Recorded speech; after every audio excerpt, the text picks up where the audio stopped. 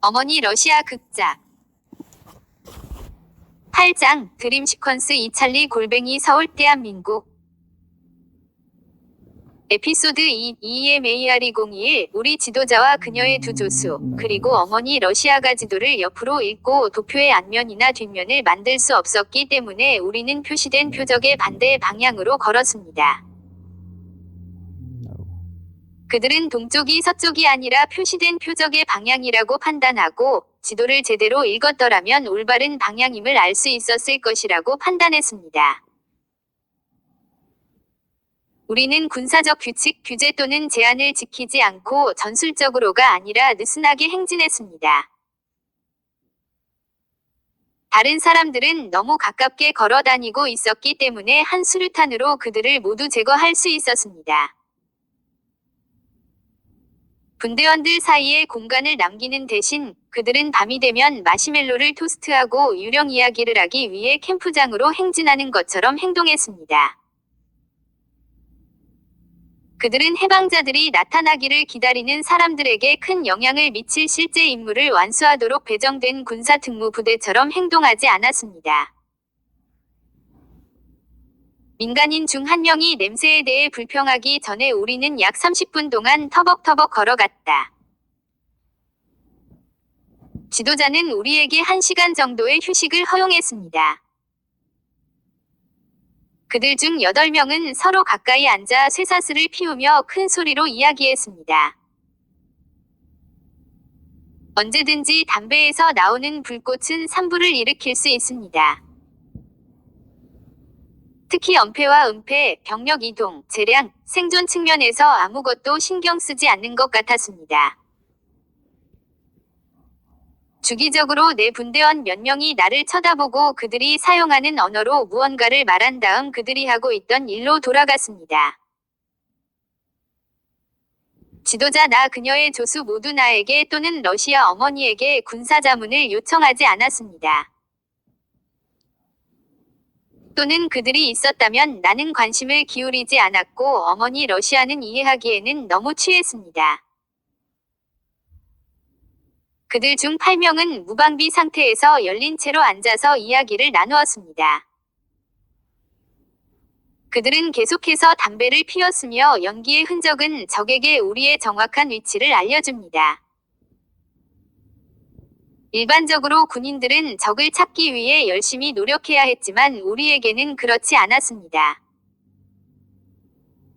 우리는 적에게 우리의 행방을 자유롭게 알려주었습니다.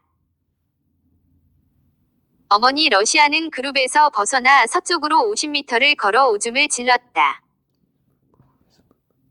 그는 그룹 쪽으로 고개를 기울이고 러시아어로 무언가를 말했다. 그런 다음 그는 쓰러졌습니다. 처음에 우리는 그가 단지 이상한 사람이라고 생각했습니다. 그는 농담을 자주 했다.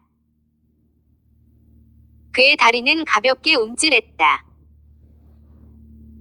그의 친구들 중 몇몇은 그것을 보았지만 상관하지 않았습니다. 5분, 10분, 30분이 지났습니다. 그 시점에서 지도자는 잠자는 러시아인에게 소리쳤다. 어머니 러시아는 경련을 멈췄다. 그는 생명이 없다. 그리고 그가 죽을 수도 있다는 생각이 모든 사람에게 떠올랐습니다. 우리는 리더, 그녀의 조수, 그리고 그룹의 절반을 천천히 걸어갔습니다. 나는 중간 어딘가에 있었고 나머지는 뒤쪽에 있었습니다. 우리는 말굽 모양에 섰습니다. 어머니 러시아는 땅을 향하고 있었다. 그는 뒤로 넘어진 것이 아니라 앞으로 쓰러졌다. 그의 팔과 다리는 이상한 자세로 옆구리에 펼쳐졌다. 그는 숨을 쉬지 않았습니다. 그의 입에서 소름 끼치는 희끄물의 한 거품이 흘러나왔다. 우리는 조용히 서서 바라보았습니다. 다른 사람들은 계속해서 담배를 피웠습니다. 지도자는 근처에서 찾은 막대기를 사용하여 어머니 러시아의 왼쪽 어깨를 찔렀다. 응답 없음. 지도자는 그녀의 조수들에게 어머니 러시아를 뒤집으라고 명령했습니다. 그들은 거절했습니다. 지도자는 다른 사람들에게로 향했습니다. 하나씩 모두 거절했습니다. 지도자가 나에게 뭔가를 말했다.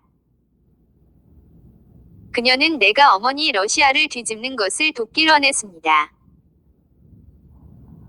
나는 근처 땅에서 여러 가지를 집어들었다. 지도자와 나는 그들 중 몇 개를 러시아 어머니의 중앙부 아래로 밀어 올려 그를 들어 올려 뒤집었습니다. 조수들을 포함한 다른 몇몇은 러시아 어머니의 무색 눈과 피 묻은 코를 보고 공포에 질려 비명을 질렀다.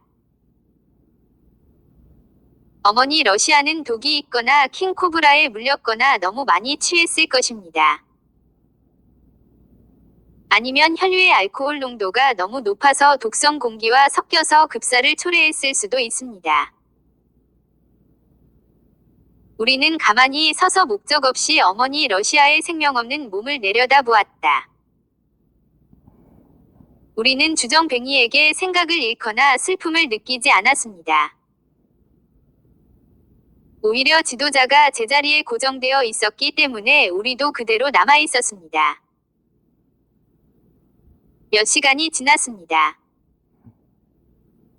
우리는 말굽 모양에 머물면서 죽은 러시아인을 내려다보았다. 몇 시간이 더 흘렀습니다. 저녁이 도착했습니다. 어둠이 내리기 시작했고 차가운 바람이 몰아쳤다. 지도자는 우리가 근처에서 찾을 수 있는 모든 것으로 우리의 몸을 가리길 원했습니다. 우리 8명 모두가 수색을 하면서 흩어졌고 곧 나뭇가지, 가지, 잎사귀 그리고 다른 무엇이든 운반하거나 운반할 수 있는 것으로 돌아왔습니다. 우리는 그의 총기와 탄약을 제외한 그의 모든 소지품과 함께 고인 러시아 어머니 위에 모든 것을 놓았습니다. 지도자는 그 물건들을 소유하고 있었습니다. 우리는 원래 장소로 돌아갔습니다. 내 동료들은 일찍 어머니 러시아에 참석하는 동안 무기와 다른 모든 것을 남겨두었습니다. 우리는 같은 장소에서 캠핑을 했습니다. 하차한 지 거의 24시간이 지났고 우리는 1마일도 채 되지 않았습니다. 지도자와 그녀의 조수가 벙커 줄로와 어머니 러시아의 지위를 논의하는 동안 나머지 우리는 밤에 잠을 잘 수 있는 아늑한 장소를 찾았습니다. 한 사람이 모닥불을 시작했습니다. 우리는 그 주위에 앉았습니다. 적들은 멀리서도 우리의 위치를 알 것입니다. 우리 모닥불은 바위로 형성된 섬 전체의 유일한 빛이었습니다. 경비 의무가 없었습니다. 우리 8명 모두가 동시에 잤습니다. 나는 일정 수준의 군사 에티켓을 유지하면서 가능한 한 오래 머물렀다. 나는 졸음이 이어질 때까지 다른 사람들을 보호하는 책임을 졌다. 그러다 자정 조금 전 나머지 7명을 지키고 나서 잠을 잤습니다. 처음에는 늑대의 울음소리를 들었을 때 꿈꾸는 줄 알았어요. 나는 소리를 무시하고 다시 졸았다. 몇 분 후 늑대들은 다시 울부짖으며 전보다 더 가깝게 들렸습니다. 나는 재빨리 일어나 그 지역을 스캔했다. 내 주총기에 부착된 MVG는 내가 보고 있는 것이 팔에 닿지 않는 한 쓸모가 없었습니다. 러시아 어머니의 시체를 넣을 위치를 스캔했습니다.